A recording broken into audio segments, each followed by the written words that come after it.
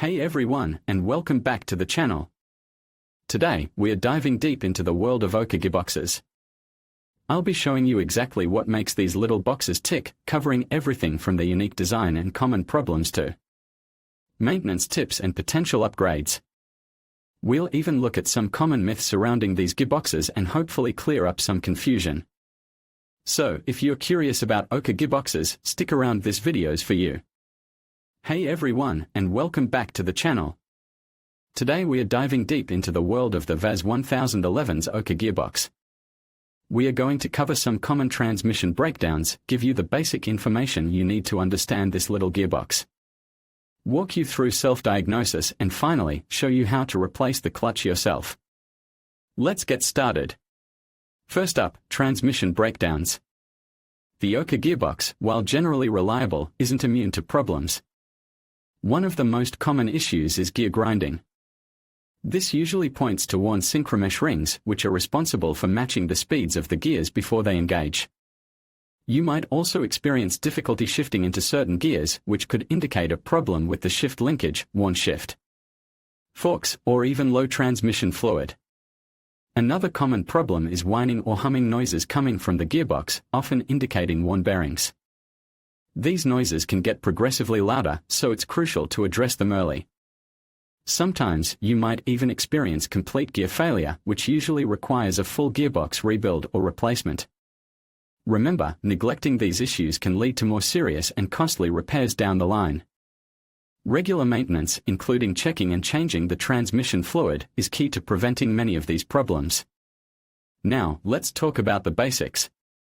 The VAZ 1011's Oka gearbox is a 4-speed manual transmission, known for its simplicity and relatively straightforward design. Understanding its basic components is crucial for diagnosing and repairing problems. The gearbox itself houses the gears, shafts, synchromesh rings, and bearings. The shift linkage connects the gear selector in the cabin to the shift forks inside the gearbox, allowing you to select the desired gear. The clutch, while not technically part of the gearbox, is essential for engaging and disengaging the engine from the transmission. Understanding the interplay between these components is vital for effective troubleshooting. We'll be focusing on the clutch replacement later, but for now, let's move on to self-diagnosis. Self-diagnosis can save you time and money. Before you start tearing into your gearbox, try to pinpoint the exact problem. Start by listening carefully for any unusual noises. A whining noise could indicate bearing wear, while a grinding noise usually points to synchromesh issues. Next, check your transmission fluid. Low fluid levels can cause a variety of problems, including difficulty shifting. If the fluid is dirty or smells burnt, it's a clear sign that it needs changing. Pay close attention to how the car shifts. Difficulty shifting into specific gears can help you narrow down the potential problem areas.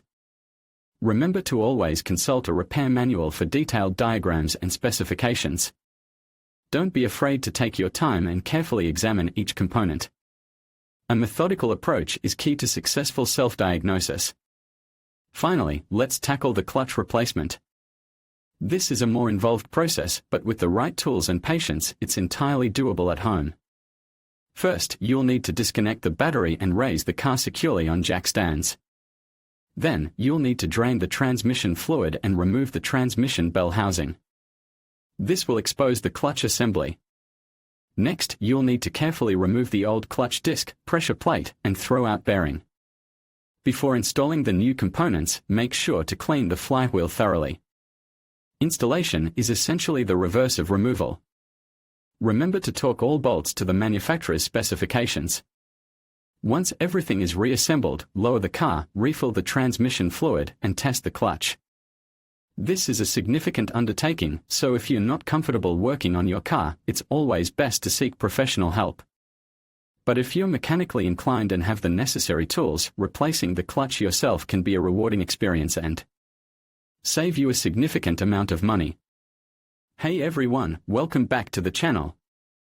Today we are diving deep into the world of the VAZ 1011, specifically its Oka gearbox.